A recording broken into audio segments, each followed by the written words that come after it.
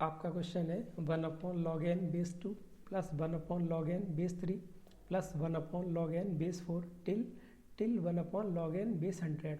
तो आपको इस सीरीज का सम फाइंड करना है। अब देखो, अब आपको इस क्वेश्चन को करने से पहले आपको लॉग की कुछ बेसिक प्रॉपर्टीज़ पता होनी चाहिए। तो आपके लॉग की कुछ बेसिक प्रॉपर्टीज़ होती हैं, जैसे log m इंटू एन। तो log m into n base a, ये कितना होता है? ये होता है आपका log m plus log n, और बेस सेम होगा a।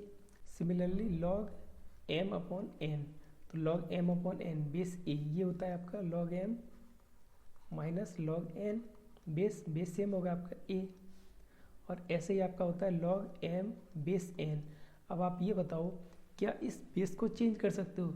तो आप इस बेस को चेंज कर सकते हो। आप लिख सकते हो log m base a upon log n base a, और आप ये भी लिख सकते हो 1 upon log n base m। देखो यहाँ पर बेस क्या था? n, और यहाँ पर बेस क्या? m। तो आपने इस log का बेस चेंज कर दिया। आपको इस क्वेश्चन में इस फॉर्मूले की ज़रूरत पड़ेगी। अब देखो, अब आपको गिवन है 1 upon log n base 2 plus 1 upon log n base 3। तो अगर मैं इस क्वेश्चन में बेस को चेंज कर दूं, तो अगर आप सभी में बेस n बना दो, तब आप इस क्वेश्चन को आसानी से कर सकते हो। तब आप किस फॉर्मूले का यूज़ करोगे? तब आप इस फॉर्मूले का यूज़ करोगे। तो इस कंडीशन में आपका क्या हो जाएगा? इस कंडीशन में आपका क्वेश्चन हो जाएगा log 2 बेस n। मैंने क्या किया? मैंने बेस चेंज कर दिया। देखो, आपका log m बेस n कितना होता है? 1 upon log n base m। तो इस केस में आपको ये गिवन है, तो log n बेस m। तो इस केस में आपका कितना हो जाएगा? इस केस में आपका हो जाएगा log m बेस n। तो आपका ये क्वेश्चन हो जाएगा, आपकी सीरीज हो जाएगी ये log 2 base n plus log 3 base n, और ये टर्म आपका हो जाएगा log 4 base n till 1 upon log n base 100। तो ये टर्म आपका कितना हो जाएगा? ये टर्म आपका हो जाएगा log 100 बेस n। तो आप लिख सकते हो, आपका सीरीज हो गया ये log 100 बेस n। अब आपका क्वेश्चन हो गया ये। अब आपको इस सीरीज का सम फाइंड करना है। अब देखो, अब सभी टर्म्स में log का बेस क्या? सेम। log का बेस क्या? n। इसमें बेस क्या? n, और इसमें बेस क्या? n। सभी टर्म्स में बेस क्या? n। तो अगर आपके सभी टर्म में बेस n है, तब आप इस फॉर्मूले का यूज़ कर सकते हो। देखो, आपका सभी में बेस सेम है, तो आपका इस सीरीज़ का सम कितना हो जाएगा? हो जाएगा आपका log 2 इंटू 3 इंटू 4 टिल 100। देखो, आपके सभी टर्म क्या हो जाएंगे? log 2 into 3 into 4 into 5 till 100। और बेस क्या होगा? बेस सभी का क्या होगा? Same, n।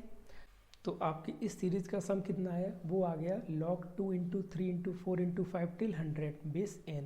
तो आपको इस क्वेश्चन में अब 2 इंटू 3 इंटू 4 इंटू 5 टिल 100 इस सब का प्रोडक्ट फाइंड करना है। अब देखो, अब आपको फाइंड करना है 2 इंटू 3 इंटू 4 इंटू 5 टिल 100। इन सभी टर्म्स का प्रोडक्ट फाइंड करना है। तो यहाँ पर आपके कितने टर्म है? यहाँ पर आपके 99 टर्म हो गए। अगर मैं इसमें 1 से मल्टीप्लाई कर दूँ, अगर आप 1 से मल्टीप्लाई करोगे, तब इस नंबर पर कोई फ़र्क नहीं पड़ेगा। तब आप बोल सकते हो ये हो गया आपका 1 से 100 तक सभी नंबर का प्रोडक्ट। तो 1 से 100 तक सभी नंबर का प्रोडक्ट ये कितना हो जाएगा? ये आपका हो जाएगा फैक्टोरियल 100। तो इस केस में आपका ये टर्म कितना हो जाएगा? ये हो जाएगा आपका फैक्टोरियल 100, क्योंकि फैक्टोरियल n क्या होता है?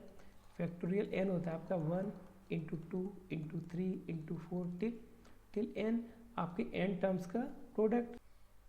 तो इस केस में आपकी सीरीज का सम कितना आया? वो आपका हो गया log 100 फैक्टोरियल बेस n। अब आपको जो ऑप्शंस गिवन है, आपके ऑप्शंस क्या गिवन है? आपको ऑप्शंस कुछ इस फॉर्म में गिवन है। तब आपको क्या करना होगा? तब आपको इसको इस फॉर्म में चेंज करना होगा। फिर से देखो, फिर से आप इस प्रॉपर्टी का यूज़ कर सकते हो। ये प्रॉपर्टी क्या आती है? log m base n। आपको क्या करना है? आपको इस log का बेस चेंज करना है।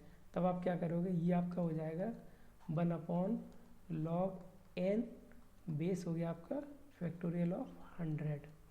अब देखो, अब आपका आंसर मिल जाएगा। आपका आंसर क्या हो गया? ए, 1 upon log n base 100 factorial. तो आपका ऑप्शन क्या हो गया? ए।